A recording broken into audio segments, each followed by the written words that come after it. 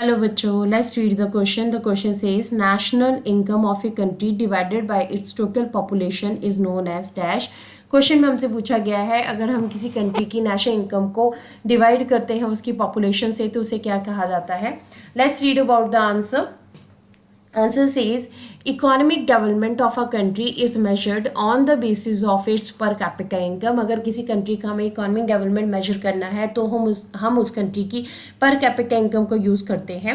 Per capita income को average income भी कहा जाता है और इसके बेसिस के ऊपर हम लोग किसी कंट्री को जो है डेवलपिंग या अनडेवलप्ड कंट्री में मेजर करते हैं.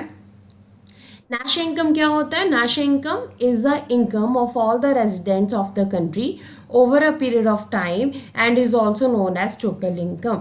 देखिए नेशनल इनकम या टोटल इनकम हमारे पास क्या होती है, किसी भी कंट्री के जो रेजिडेंट्स हैं या सिटीजन्स हैं वो एक स्पेसिफिक टाइम पीरियड में जो भी अर्निंग्स करते हैं अपनी, उसे हम टोटल इनकम या नेशनल इनकम कहते हैं. अब it is use to measure the development of a country और स्टेट. अगर हमें किसी स्टेट का या कंट्री का डेवलपमेंट मेजर करना है, विकास मेजर करना है, देखना है कि वो विकसित हैं या विकास कर रहे हैं, तो हम लोग डेवलपमेंट के लिए इस क्राइटेरिया को यूज़ करते हैं जिसे पर कैपिटा इनकम कहा जाता है.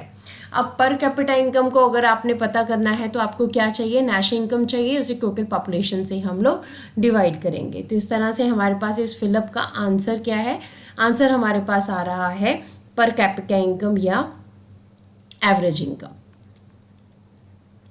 पर कैपिटा इनकम और average income is the answer of this fill up. Hope so you understood the question as well as the answer. Thank you.